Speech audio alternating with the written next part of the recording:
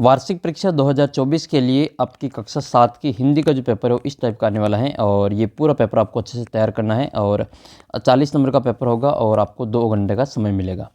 ये 2023-24 का जो सत्र है वो इस साल का 2024 का जो पेपर होगा आपके अप्रैल महीने में, उसके लिए काफ़ी इंपॉर्टेंट क्वेश्चन पेपर है। वीडियो को शुरू से अंत तक देखना। इसकी PDF आपको ऐप के ऊपर मिल जाएगी, ऐप को डाउनलोड कर लेना या फिर अपने व्हाट्सअप नंबर है 7568350069, इस पर भी आप मैसेज करके इसकी PDF प्राप्त कर सकते हैं। आइए हिंदी का जो मोस्ट इंपॉर्टेंट क्वेश्चन पेपर है वो इस वीडियो में हम देख लेते हैं। पहला प्रश्न आपके सामने है कि हिमालय की बेटियां पाठ के लेखक कौन है। जो हिमालय की बेटियां पाठ है इसके लेखक का नाम बताना है। तो पहला प्रश्न तो आपके ऑप्शन ये है कि यतीन्द्र अग्रवाल, शिव प्रसाद सिंह, जैनेन्द्र कुमार और नागार्जुन। तो हिमालय की जो बेटियां पाठ है इसके लेखक का नाम क्या है? नागार्जुन है। इसका करेक्ट आंसर हो जाएगा नागार्जुन। देखो 7वीं क्लास का जो व्हाट्सअप ग्रुप है उसको भी ज्वाइन कर लेना, वहाँ पर भी आपको इंपॉर्टेंट क्वेश्चन पेपर बताए जाएंगे। नेक्स्ट है, कठपुतली का जीवन कैसा था? सरल था, परतंत्र था, स्वतंत्र था या संगठित था? तो कठपुतली का जो जीवन है वो कैसा था? वो परतंत्र था। वो दूसरे के हाथों पे, दूसरे की अंगुलियों पे वो नाचती थी। तो इसका उत्तर हो जाएगा आपके परतंत्र। आपको इनके विलोम शब्द याद रखने हैं। सरल का विलोम क्या होगा? कठिन हो जाएगा। सरल का विलोम क्या होता है? कठिन होता है। विलोम का मतलब उल्टे अर्थ वाला। स्वतंत्र का क्या हो जाएगा? परतंत्र हो जाएगा। स्वतंत्र का हो जाएगा परतंत्र और परतंत्र का हो जाएगा स्वतंत्र। इसी प्रकार से संगठित का हो जाएगा आपके असंगठित। संगठित का क्या होगा? असंगठित। इसका जो विलोम शब्द आपको याद रखना है। तो कठपुतली का जीवन कैसा था? तो कठपुतली का जीवन परतंत्र था। परतंत्र का मतलब वो दूसरों के इशारों पे नाचना। नेक्स्ट है, एक मुरली का दाम क्या था? एक मुरली का दाम क्या था? 1 पैसा था, 2 पैसा था, दुअन्नी था या इकन्नी था? तो एक मुरली का दाम क्या था? वो था आपके इकन्नी। अगला प्रश्न आपके कि संज्ञा के कितने भेद होते हैं? तो संज्ञा के भेद 3 होते हैं, 4, 5 या 6। तो संज्ञा के कुल 3 भेद होते हैं। संज्ञा किसे कहते हैं? तो किसी व्यक्ति, वस्तु, स्थान, गुण, भाव और अवस्था के नाम को संज्ञा कहा जाता है। संज्ञा मुख्य रूप से 3 प्रकार की होती हैं: व्यक्तिवाचक संज्ञा, जातिवाचक संज्ञा और भाववाचक संज्ञा। ये 3 प्रकार की जो संज्ञा आपको याद रखनी है। जातिवाचक, व्यक्तिवाचक और भाववाचक, ये 3 प्रकार की संज्ञा हैं जो आपसे भेद पूछा जा सकता है। तो 3 इसका उत्तर सही हो जाएगा। अगला प्रश्न आपके रिक्त स्थान का है। रिक्त स्थान की पूर्ति करनी है।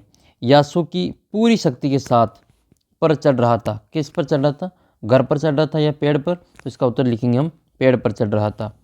बिप्ती कसोटी जे कसई तई सांचे मीत। इसमें आपके वे आएगा या तई आएगा? तो इसमें तई आएगा। जो विपत्ति के समय में जो काम आता है वही हमारा सच्चा मित्र होता है।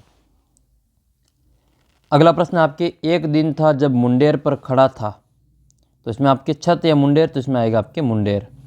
हम जल पीने वाले, बहता जल या ठहरा जल? तो हम बहता जल पीने वाले।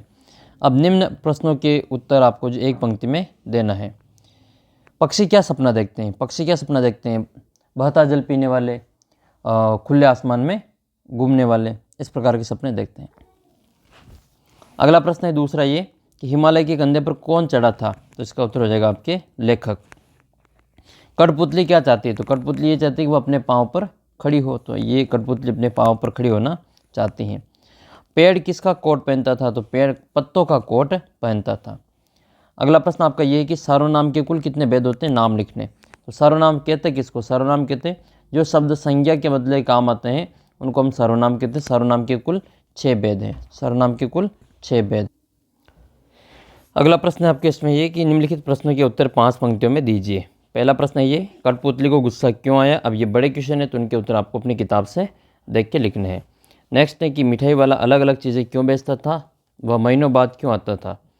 नेक्स्ट तीसरा क्वेश्चन व्याकरण का है। विशेषण की परिभाषा लिखिए। विशेषण क्या होता है? जो शब्द संज्ञा या सर्वनाम की विशेषता बताते हैं उनको हम विशेषण कहते हैं। जैसे वह नीली, वह काली गाय है, वह काली गाय है। तो इसमें ये गाय की विशेषता है तो ये आपके विशेषण शब्द हो जाएगा। नेक्स्ट है स्थानांतरण प्रमाण पत्र। TC लेने है तो अपने प्रधानाचार्य जी को एक प्रार्थना पत्र लिखना है। और एक आपको दीपावली पर जो शीर्षक है इस पर आपको 10 पंक्तियाँ निबंध लिखनी है। तो इस प्रकार से आपको जो ये पूरा पेपर, अब मैं आपको TC की जो आपकी एप्लीकेशन है प्रार्थना पत्र, इसको मैं आपको बता देता हूँ उसको किस प्रकार से लिखना है। दीपावली पर आपके निबंध आ सकता है, इसके अलावा होली पर निबंध आ सकता है, होली पर निबंध, और एक आपको 26 जनवरी पर जो निबंध है वो पूछा जाता है। तो होली और ये 26 जनवरी इन दोनों पर जो निबंध आपको अच्छे से तैयार कर लेना है, ताकि आपका जो कोई भी क्वेश्चन आ जाए तो निबंध का गलत ना हो। टीसी के लिए प्रार्थना पत्र है, सबसे पहले लिखना आपको यहाँ पे सेवा में, फिर सेवा में श्रीमान प्रधानाध्यापक महोदय, या अगर आपका स्कूल है जो उच्च माध्यमिक है तो फिर आपको लिखना प्रधानाचार्य महोदय।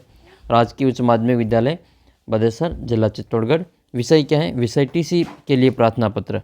अब टीसी आपके दो कारण की से ज़रूरत पड़ती है। एक तो आपने जो ये क्लास उत्तीर्ण कर ली है, 7वीं क्लास उत्तीर्ण कर ली है, और आपको 8वीं क्लास में किसी दूसरे विद्यालय में पढ़ना है तो उसके लिए टीसी की आवश्यकता पड़ती है। या आपने 8वीं क्लास उत्तीर्ण कर ली है, आप 9वीं क्लास में किसी दूसरे विद्यालय में एडमिशन लेना चाहते हैं तो उसके लिए टीसी की आवश्यकता पड़ती है।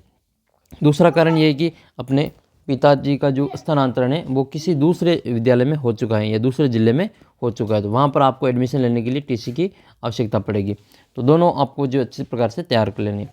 सबसे पहले जो आपने ये क्लास उत्तीर्ण कर ली, अगली क्लास में एडमिशन लेने के लिए टीसी की आवश्यकता है, तो उसके लिए तो टीसी के लिए प्रार्थना पत्र। महोदय, सविनय नम्र निवेदन है कि मैं आपके विद्यालय का छात्र हूँ और मैंने इस साल अपनी जो ये कक्षा है वो उत्तीर्ण कर ली है और अगली कक्षा में पढ़ने के लिए अन्य विद्यालय में प्रवेश हेतु टीसी की आवश्यकता है। मैंने अपने सभी जो बकाया राशि उसका भुगतान कर दिए हैं, जमा करवा दिए हैं, और श्रीमान जी से निवेदन है कि मुझे अपनी टीसी दिलाने की कृपा करावे।